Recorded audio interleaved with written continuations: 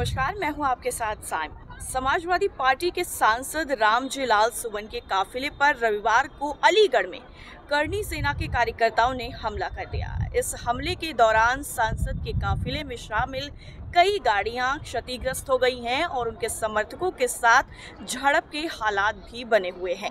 दरअसल अलीगढ़ पुलिस ने कहा है कि वो इस मामले में कार्रवाई कर रही है। सांसद के काफिले पर हमले ने उत्तर प्रदेश की सियासत में हलचल जरूर तेज कर दी है। दरअसल इस हमले ने न केवल कानून व्यवस्था के सवाल खड़े किए हैं, बल्कि सपा और बीजेपी के बीच में चल रहे तीखे राजनीतिक टकराव को भी उजागर किया है। सपा प्रमुख अखिलेश यादव ने इस घटना को सीएम योगी आदित्यनाथ सरकार पर हमला बोलने के लिए इस्तेमाल किया है। उन्होंने इस हमले को साजिश और दलित विरोधी करार दिया। सपा प्रमुख अखिलेश यादव ने इस घटना का video social media platform x पर साझा करते हुए योगी सरकार पर तीखा हमला बोला।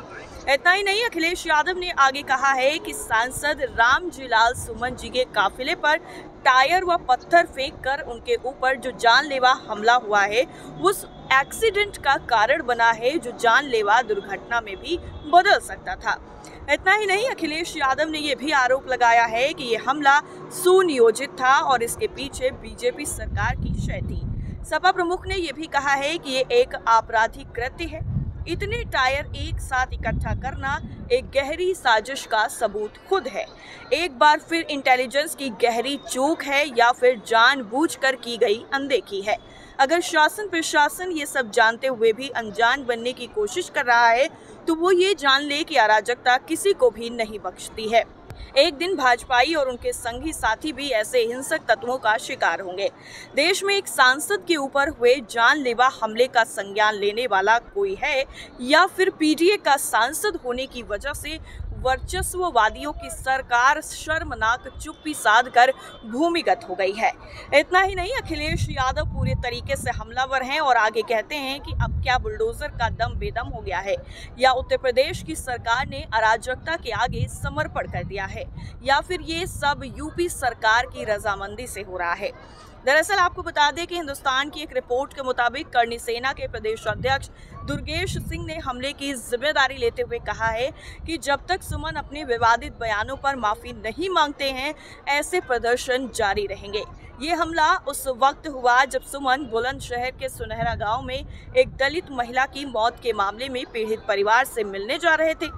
इस मामले में एक थार वाहन की तरफ से कथित तौर पर महिला को कुचल दिया गया था और इस बीच में सुमन के साथ ही सपा के प्रतिनिधिमंडल को अलीगढ़ बुलंदशहर सीमा पर गवाना में पुलिस द्वारा रोके जाने के बाद तनाव काफी ज्यादा बढ़ गया। इसके साथ ही अखिलेश यादव ने हमले को आगरा में 26 मार्च को सुमन के घर पर हुए हमले से जोड़ा है। इसमें करनी सेना ने राणा सांगा पर सुमन के विवादित बयान के विरोध में तोड़फोड़ की थी। इतना ही नहीं, उन्होंने कहा था कि ये करनी सेना नहीं योगी सेना है जिसे सरकार फंडिंग दे रही है। इतना ही नहीं, अखिलेश यादव के बयान के बाद सियासत काफी ज्यादा तेज है और उन्होंने ये भी बीजेपी पर आरोप लगाते हुए कहा है कि वो इतिहास के पन्ने पलटकर सामाजिक तनाव पैदा करती है और दलितों पिछड़ों को निशाना बनाती है। वहीं दूसरी तरफ अलीगढ़ पुलिस का साफ तौर पर कहना है कि सांसद रामजी लाल सुमन जी के काफिले पर कुछ लोगों द्वारा टायर फेंके जाने को लेकर संबंधित धाराओं में अभियोग पंजीकृत अभियुक्तों की शीघ्र गिरफ्तारी सुनिश्चित की जा रही है।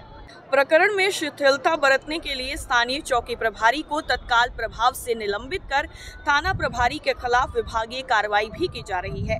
दरअसल आपको बता दें कि इस हमले का तात्कालिक कारण जो है वो सुमन का राणा सांगा पर दिया गया बयान बताया जा रहा है। दरअसल 21 मार्च को राज्यसभा में गृह मंत्रालय के कामकाज पर चर्चा के दौरान सुमन ने राणा सांगा को गद्दार कहा था और दावा किया था कि उन्होंने बाबर को इब्राहिम लोदी को हराने के लिए आमंत्रित किया था और इस बयान से राजपूत समुदाय और करनी सेना काफी ज्यादा भड़क गई। इसके बाद आगरा में उनके घर पर हमला हुआ था और अब अलीगढ़ में उनके काफिले पर हमला किया गया। सुमन के बेटे रणजीत ने आगरा हमले में लाठी डंडों और तलवारों से लैस हमलावरों द्वारा कारों और संपत्ति को नुकसान पहुंचाने का आरोप लगाया था। बहरहाल ये हमला उत्तर प्रदेश की राजनीति में कई स्तरों पर प्रभाव डाल सकता है। अखिलेश यादव ने इस हमले को दलित उत्पीड़न से जोड़कर अपनी पीटीए रणनीति को और मजबूत करने की कोशिश की है। सपा लंबे समय से दलित, पिछड़ा और अल्पसंख्यक मतदाताओं को एकजुट करने की कोशिश कर रही है। सुमन एक प्रमुख दलित नेता भी है और उन पर हमला सपा को इस समुदाय के बीच में सहानुभूति हासिल करने का अवसर देता है। अखिलेश ने इस हमले को योगी सरकार की कानून व्यवस्था की विफलता और दलित विरोधी नीतियों से साफ तौर पर जोड़ा है। उन्होंने योगी को आउटगोइंग सीएम कहकर 2027 के विधानसभा चुनावों में सपा की वापसी का संदेश दिया। इतना ही नहीं, बीजेपी ने जवाब में सुमन के बयान को तुष्टीकरण करार दिया और अखिलेश यादव पर जातीय संघर्ष भड़काने का गंभीर आरोप लगाया। पहले फिल्म पद्मावत और राजपूत आरक्षण जैसे मुद्दों पर हिंसक प्रदर्शनों के लिए चर्चित रही करणी सेना इस हमले को लेकर फिर से सुर्खियों में है। अखिलेश यादव ने इसे साफ तौर पर योगी सेना कहकर बीजेपी से जोड़ा, जिससे सवाल उठता है कि क्या ये संगठन बीजेपी के लिए प्रॉक्सी के तौर पर काम कर रहा है। करणी सेना के अध्यक्ष सूरजपाल सिंह अमू ने हिंसा को गलत ठहराते हुए शांतिपूर्ण विरोध की बात की है, लेकिन हमले की जिम्मेदारी लेने से इनकार नहीं किया। आपको बता दें कि हमला उत्तर प्रदेश में जातिगत तनाव को और ज्यादा भड़का सकता है।